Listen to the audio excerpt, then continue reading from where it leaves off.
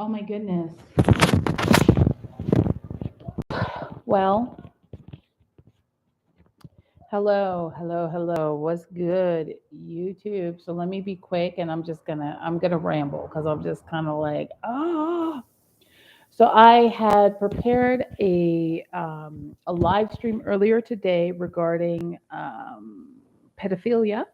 Pedophilia. Yes, I'm talking about pedophilia. I had planned an entire live stream about pedophilia and all of this research that I have done pretty much for a long time. The thing is, the YouTube kept saying that I was going live. YouTube said live, and then there was no live. So I am just kind of like, okay, so the pedophilia didn't work out. I mean, I'm not a pedophile. I had done research on pedophilia. Let's just put that out there quick, fast, and in a hurry. Okay. And so I had already done this. I had gotten ready. I had all this stuff, and it just sat there saying going live, and I could not upload it. I about a month ago, my phone was stolen. I was in the company of people, and I had just kind of gotten so like we went to go check out this place. There were three of us, and then one girl invited somebody that she knew, and she said, "Oh, my aunt has a good reputation with this guy." My phone ended up getting stolen. I had to go and get a new one. Let me show you what it looks like. Okay, like this is just kind of like if I showed you, you would just be like, "Marinike, like why? What happened?" Okay, look, this girl something off. Okay, I was just and I it was my fault about not completely praying 150% on it. I was just I needed to get out. I needed to get out of the city, and I just wanted to go to the country and just see. And so, oh my gosh, I just bought this phone. Seriously? Okay, this is this one phone, and she used her plan to help me get a discount. And then it said I needed to pay. So I spent the entire day at the phone place, like, bro, like, I need you to fix the phone. I don't have to pay the phone. I pay like as you go. I don't have a plan. So she didn't pay. So I'm like, okay, it is what it is. Last night I was reading Genesis 35 to 50, which is a story of Joseph. So a lot right now we're in the time where a lot of people are going to be the Josephs to their generation. And I wanted to add on to the prophetic word that I gave you about how your enemies, you're going to bless the people who have hurt you, like if the where the anger comes from. And so I was really heavy into this study last night. Like my mind was just like blown. I mean, obviously it's the Bible, but it's the Holy Bible. But I mean, yesterday it was a different version. I showed you guys that my bookshelf is over there. I've got one on my bookshelf over there, and then I've got one over here on my desk. And unfortunately, I have a small one, but unfortunately, that's only like the New Testament. Genesis is the first book in the Bible, so that's not going to be in the New Testament. So I'm like, okay, like I'm seriously, yo, this was just like, it was getting on my nerves, and and why does this phone not work? Like oh, okay. I was like, if this don't work, okay, Father, in the name of Jesus, I had to anoint this phone. Ooh, okay, so let's see, maybe the flashlight. Ooh, the flashlight looks good. Yeah. So I can't utilize the other phone, which is just kind of like stressful for me because I have multiple phone lines going on, and it's causing me, yeah. Oh my gosh. Okay. So, where was I? I have all these plans, and usually every Friday I do what I do, and it includes me running what I need to do. You guys know, I don't really like to talk too much because, yeah, outer layers is okay, but inner core stuff, even if it's like, oh, where you can find me, I don't really like to be talking about that till I come back. But so I went to the chiropractor, and I like had to handle I buy stuff from. And as I was uh let me calm down. there was a woman, and as I used to buy all kinds of jewelry and perfumes and stuff like that from her. And it was really funny because I was listening to a prayer by Chris Garcia. I tell you guys, please go and watch him every morning. He changed the time to 6 a.m., but there's a worship time. He's a co-pastor at a church, and he changed the time to 6 a.m. There was one time he said somebody has a bracelet on and you feel funny. You feel, I don't know how to say it. That's what he said. I don't know how to say it, but there's no other way for me to explain it. But when you wear the bracelet, you feel kind of funny. You need to take that off. Oh no, hold on one second. My neighbor's cat. No, no, baby. No, no, no, no. You just stay on your corner there. Oh no. Let me calm down because I'm just like literally at the end. I'm literally at the end of myself. So all of these prophetic words are coming in. I'm trying to give us in my prophetic word. I'm on my face. I'm seeking. I'm reading all day, all day, all day. And things was breaking off of me. I called to pray with a friend in Texas, and this friend in Texas was saying, yeah, he identified the source of some things, and things are breaking off.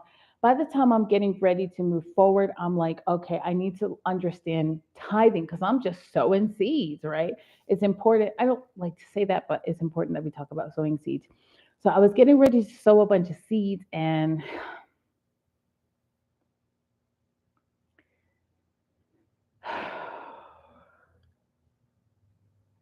I learned that you don't really want to sow into the seed of other people. You want to sow into the hands of the poor. The poor is where we want to sow into. So let me go ahead and close out my view here, and I'm going to just kind of start shooting. I'll shoot.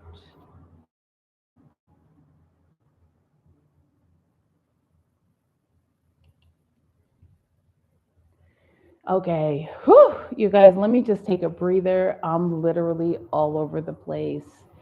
And it's just been like one nightmare after the other. And I felt like once I met this girl, things just got worse. Like I felt in my spirit when I went to go and see her, like when I went to go and we were in the car and the way she was looking at me, I was like, "Mm," and it was too late, right? All my stuff was at her house. We were driving from there to somewhere else. We go from there to all these other spots. And then there was somebody who I felt a check in my spirit, and I said, this guy is off. He was very off, and he stole my phone.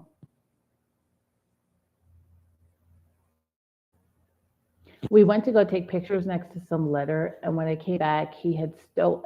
The phone was gone. It was dark. I couldn't see anything, and I made eye contact with him when this happened, and it's just kind of like there's a turmoil. There's like a churning that continues happening when when I get into this space. And I know that a lot of people end up do getting into that as well. We just kind of like churn about it. And I'm not sure what that is, but it's almost like a wave of all the stuff that we didn't or we didn't want to have or all of the negative things that we were hoping not to see or have happen all of a sudden just start showing up. For whatever reason, you're okay, you're feeling good, you're happy, you're very prosperous, you're in a great situation, relationship, partnership, and all of a sudden the thought of your ex comes coming up. You're in a great space, and then all of a sudden you start thinking about how you told this one person off. This happened to me. I was thinking about this. I was like, I had made a live about how I spoke to that mountain in my life. And I was just like, yo, I mean, it was a mountain that I said I had already made peace with parting. But as I was coming into the United States, I was feeling that I needed to make this phone call. It was probably the enemy telling me, call this person. So I'm like, okay, this is weird. I'm like scratching my head. Okay, I'll call them. And I said, look, you're not, a house divided cannot stand. And that's all you have done was brought division, gossip, and pain. And there wasn't even an apology. It's just that you're sad. I can't really heal that.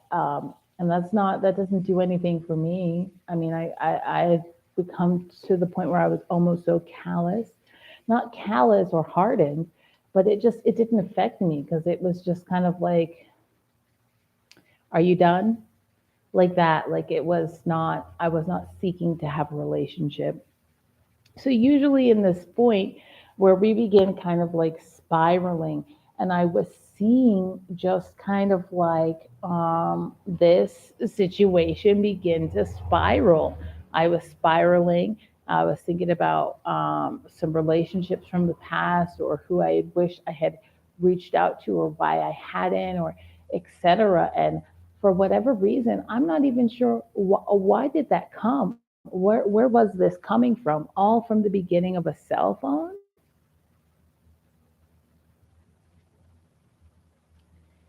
And then I had, usually this is what the train of thought happens to go this way. We begin thinking and stewing and just kind of like just like ruminating over things that really it was just kind of like, but why am I going down that path?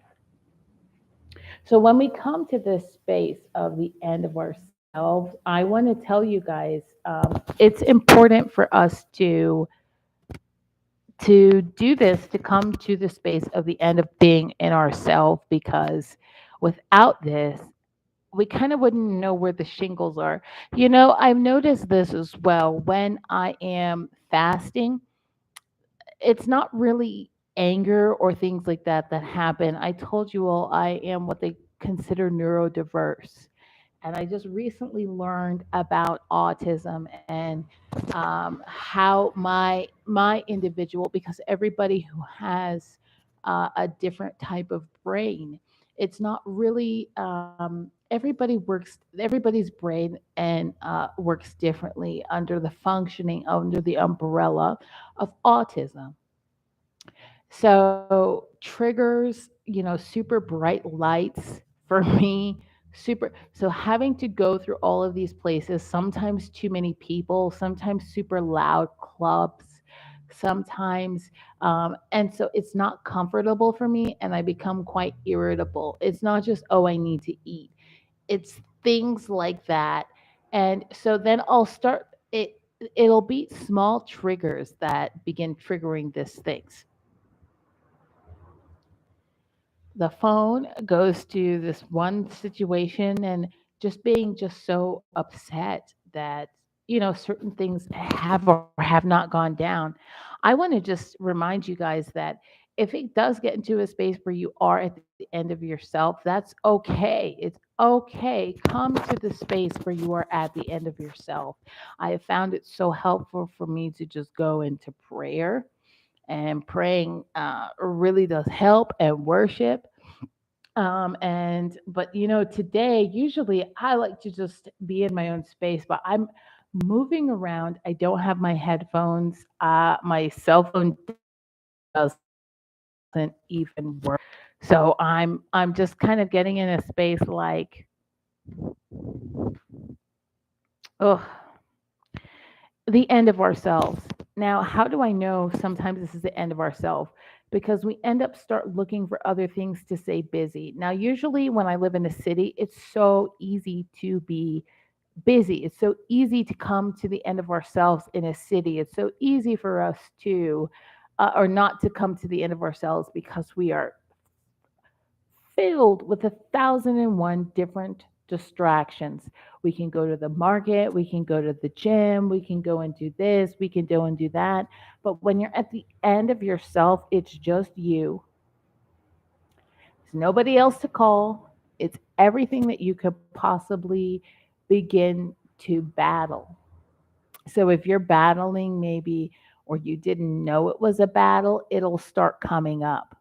Now, a long time ago, it's not that long ago, but it was a few years back, I had met somebody and we were traveling. And by the time we got to Vietnam, he was not able to travel outside of Vietnam. He had to stay there. He was planning to fly to Laos, but something happened, so he had to wait for the embassy and wait for his passport and all this. And strange things were happening. So by the time he got there, he had to sit and wait. It had almost been a month that he was waiting in this place, and everything that could have messed up, just began. Everything was just a mess for him. And he had just been in a place where he had just had a timeout. You were asked to sit down and face yourself in a timeout. And can I tell you, this is the end of yourself, when you come to the end of everything else, of the distraction, and it's just you and whatever it is that you're facing. There's nobody there. I mean, one or two friends to just say, "Hey, how you doing? Good. I'm great. How are you?" I mean, friendly, not necessarily friends. There's people who will be friendly to you. Just people being nice. We don't know what their intentions are. So when we come to that space of coming to the end of ourself, shabakata, sometimes it ends up working out like that. We do have That's going to be another problem, isn't it? Well, I don't want to say a problem, but it's going to be a thing. It's going to be a thing for you that, like, whoa, yo, like I was literally fasting and now, like, why am I having these problems? Coming to the end of ourselves is just that. And we have to die to our flesh. So it feels like it's almost happening double. It's like a double, it's doubly happening. Oh, it's not fun. It's not easy. But I want to give you guys some strategies and tools of what you can do when you're in this place of facing yourself. Honestly, I have a tenant. The first thing I want you to do is consider, like, what is your first go to? This is going to be the thing that will, if not gotten under control, will control you. So if it's late night and you're like, oh my gosh, I just ate something, but I don't know, I guess I'll go and eat something else. Sounds like there's going to be addiction to food. If you've come to the end of yourself and you start feeling lonely and you're reaching out to people that you know, might be that you're afraid to sit down and find out what's going on with yourself. If you're sit down, you're at the end of yourself, it's just you 24 hours a day. You want to run, and maybe you want to travel, you want to go to a different place, you want to go and explore different things. I have come to the end of myself. I'm at the place now, or I'm just like, you know what? Like I said, let's not be shame about where we're at in our journey, eh?